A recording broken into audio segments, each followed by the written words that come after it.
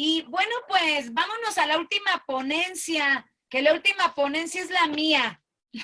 Ya digo, ya no es necesario, ¿verdad? Que se lea mi currículum vitae. Por ahí yo estaba comunicándome con Bernardino, que era la persona que me iba a presentar, pero creo que se quedaron sin internet, una cosa de esas. No sé si esté Bernardino, creo que no, ¿verdad? No, no está. Entonces, bueno, ya me conocen, ya no me presento, ustedes ya saben perfectamente quién soy. Y bueno, pues yo sí voy a dar al grano. Ustedes me conocen. Saben que mi pensamiento es absolutamente sistémico. Yo soy muy crítica del sistema, no solamente de este sistema populista, sino también del sistema neoliberal, ¿no? Entonces voy a compartir pantalla y voy a empezar con el diálogo octavo. Ya me ven, ¿verdad? Ahí ya ven que estoy compartiendo pantalla. Voy a empezar con el diálogo octavo de Maquiavelo. Miren ustedes. Y lo voy a hacer grandote para que lo vean, ¿no? Así como que en pantalla completa, para que ustedes observen cómo voy a empezar. Y dice Maquiavelo, ¿no? Soy pues yo un pretendiente victorioso. Llevo, supongo, un nombre histórico insigne apto para estimular la imaginación de las masas. Como Pisístrato, como César, como el mismísimo Nerón, buscaré mi apoyo en el pueblo, ¿ok? El apoyo en el pueblo, 100%. ¿Les recuerdan ustedes esos discursos, ¿no? Del pueblo es el bueno, los otros son los malos, ¿verdad? Slavoj Žižek dice lo mismo. Para que estemos en un sistema populista, debe haber una división, o sea, debe haber una división entre dos aguas, ¿no? Las aguas buenas, que es el pueblo, y las aguas malas, que son todos aquellos que no sean pueblo. Pueden ser el nombre que ustedes quieran, pero simplemente no es pueblo. Pero ¿por qué al pueblo? Bueno, aquí Platón nos lo dice muy claramente.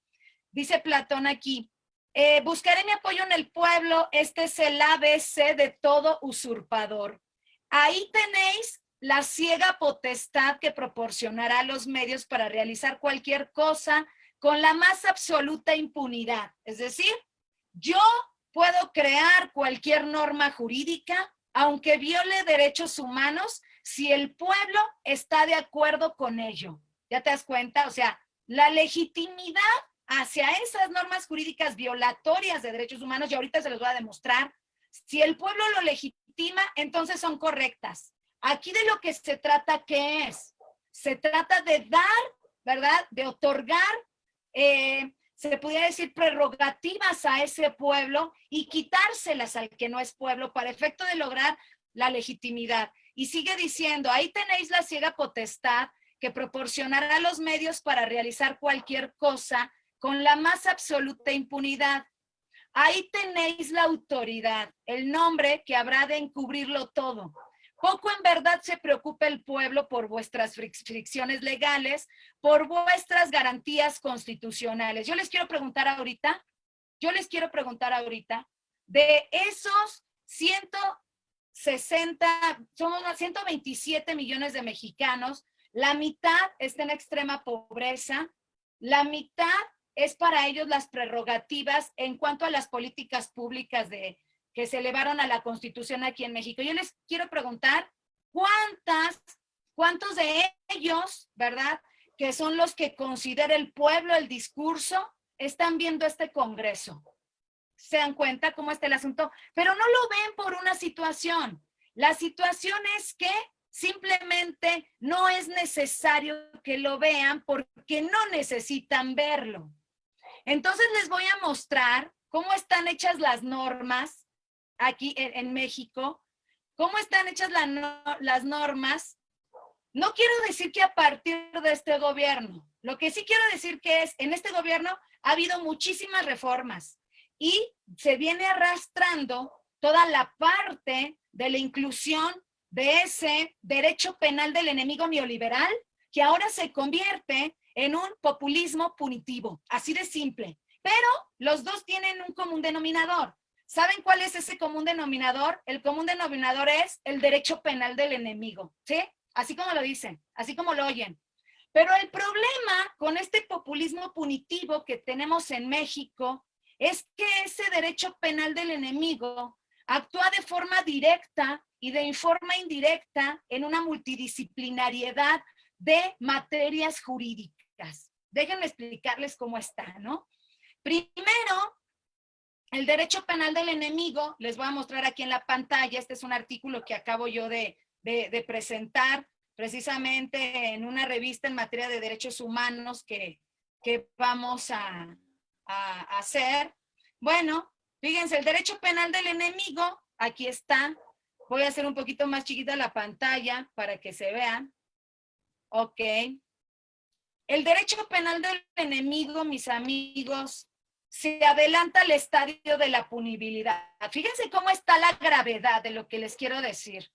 ¿Qué quiere decir esto? Quiere decir que antes de que se cometa la conducta, se le priva al sujeto de la libertad por simple sospecha. Es decir, no se necesita la materialización de la conducta para efecto de que este derecho penal del enemigo sea aplicado. Por supuesto que yo siempre he hablado con la ley en la mano, ustedes me conocen, o sea, yo jamás voy a hablar nada más por sentimentalismos, etcétera. Entonces, en este sentido, yo les quiero mostrar esta ley maravillosa, ¿verdad? Que ya muchos la conocen, que es la Ley Federal contra la Delincuencia Organizada. Fíjate dónde está esto. Claro, esta Ley Federal contra la Delincuencia Organizada, por supuesto que no fue creación de este gobierno, quiero decirlo bien claro. Sin embargo, ustedes observen cuándo fue la última reforma.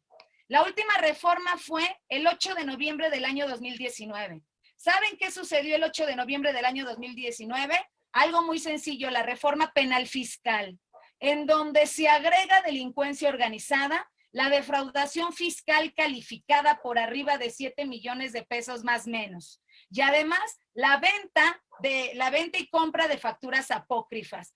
Pero cuando nosotros hablamos de derecho penal del enemigo, hablamos de un tratamiento procesal diferente. Y es lo que decía Laura Bastida Zambrano, por eso precisamente a mí me interesaba que ella nos dijera que si efectivamente nosotros íbamos camino para allá.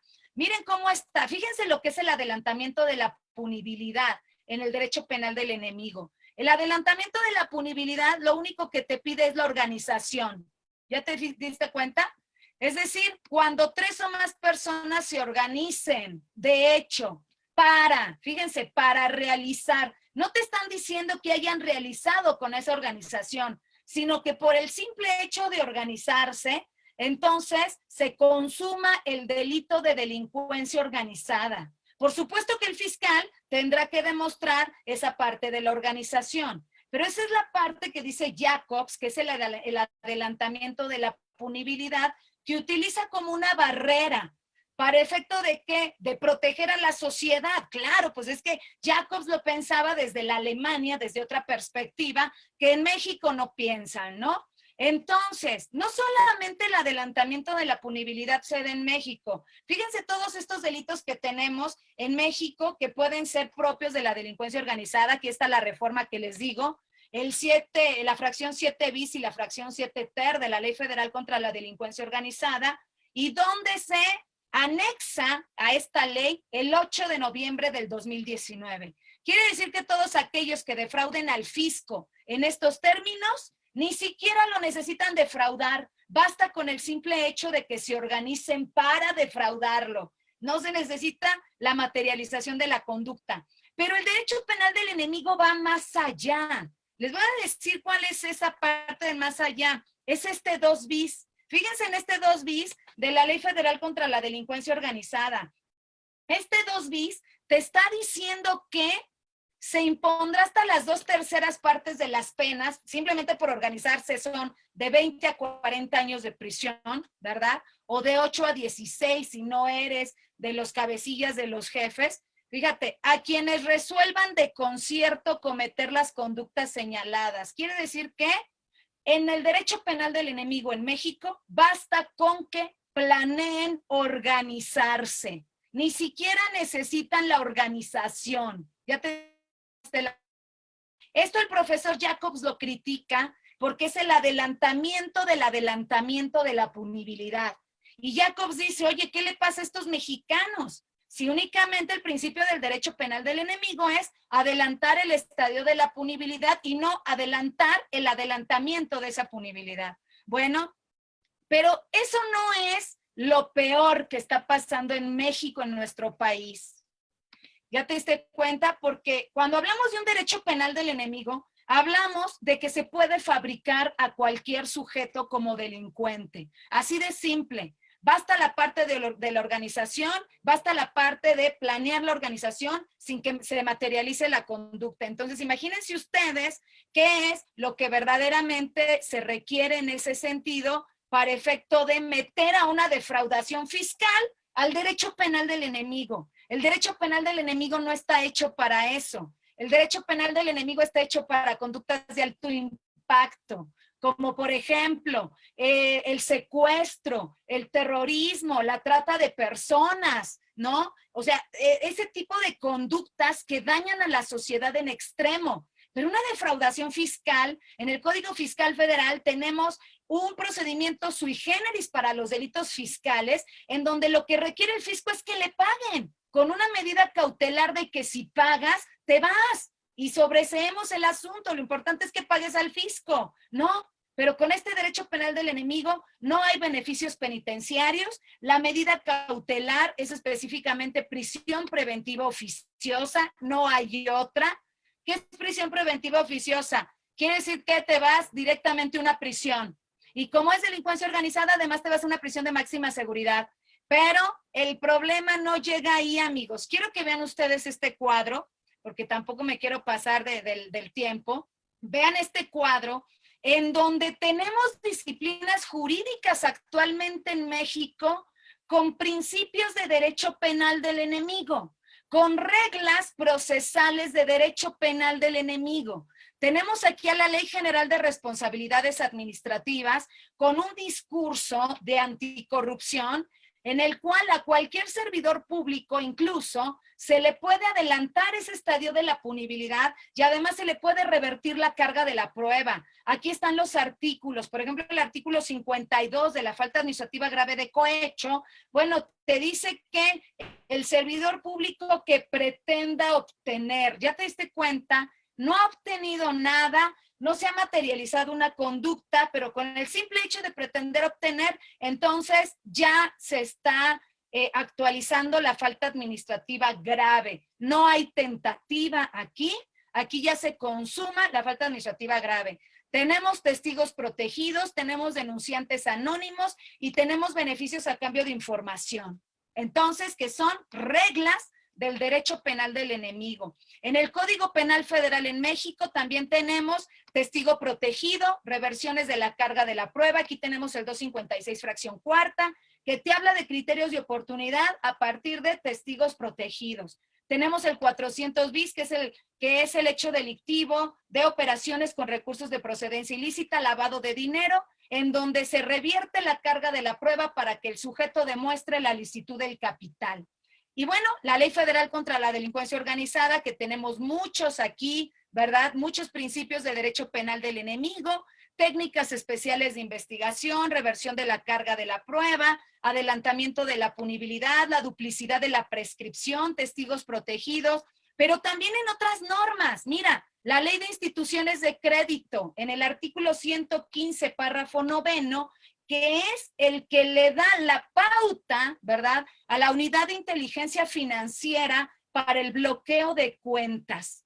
Y de acuerdo a las disposiciones generales de este artículo 115, específicamente en los artículos 73, 74, 75, se prevé que el sujeto tiene que demostrar la licitud del capital de las cuentas bloqueadas. Se le bloquea sin darle la oportunidad de una garantía de audiencia. La garantía de audiencia es un derecho en México, pero de acuerdo a estos principios procesales de las disposiciones generales de este artículo 115, bueno, pues el sujeto tiene que solicitar su garantía de audiencia. Si no demuestra la licitud del capital, entonces tendrá que ser una resolución administrativa de bloqueo de cuentas bancarias. Entonces tenemos aquí principios de derecho penal del enemigo. Pero también la tenemos en la ley antilavado, miren ustedes. En la ley antilavado, que en el artículo 7º, último párrafo, prevé que la UIF pueda utilizar las técnicas especiales de investigación contenidas en el artículo 11 bis 1 de la Ley Federal contra la Delincuencia Organizada. ¿Cuáles son estas técnicas especiales de investigación? Yo creo que vámonos directamente a la Ley Federal contra la Delincuencia Organizada. Aquí la tenemos a la mano. Estas técnicas especiales de investigación únicamente son para derecho penal del enemigo, únicamente son en materia de delincuencia organizada, pero otras disciplinas jurídicas en este momento histórico a través del relativismo punitivo las están adoptando. Las técnicas especiales de investigación, miren, son estas. Fíjense cómo está. Recabar información en lugares públicos mediante la utilización de medios e instrumentos y cualquier herramienta que resulte necesaria para la generación de inteligencia. Te está hablando de una intervención de comunicaciones, amigos. Utilización de cuentas bancarias, financieras o de naturaleza equivalente. La vigilancia electrónica. ¿Ya te diste cuenta cómo está? Te pueden vigilar electrónicamente, correos electrónicos, WhatsApp, Facebook, lo que quieran. Seguimiento de personas, colaboración de informantes, por supuesto, que son los agentes infiltrados, usuarios simulados, ¿no? Técnicas especiales de investigación que están adoptando, insisto, otras disciplinas jurídicas y que son propias de la delincuencia organizada. Ahorita les voy a decir por qué les puse estas técnicas especiales de investigación. Aquí tenemos una ley, de verdad, esta ley es una de las más fuertes y de las más violatorias de derechos humanos, porque todo lo que sea corrupción, todo lo que sea delincuencia organizada, todo lo que sea lavado de dinero en México, todo lo que sea, imagínate, defraudación fiscal por encima de 7 millones de pesos, compra y venta de facturas apócrifas, es decir, todos los delitos que prevé el artículo 22 constitucional son sujetos de extinción de dominio.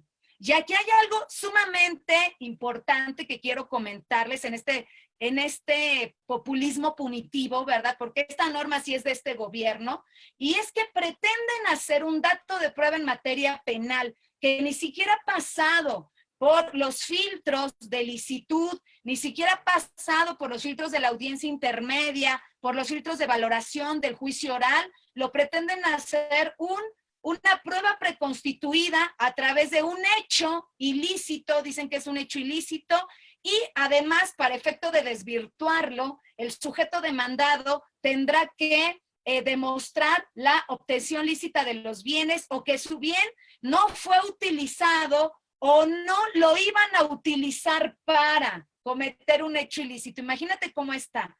Además de que te habla de la venta anticipada, además de que te habla de la disposición anticipada y de medidas cautelares antes de que inicie el procedimiento de secuestro provisional de los bienes, ¿no? O sea, la cosa es, te quito el bien a fuerza.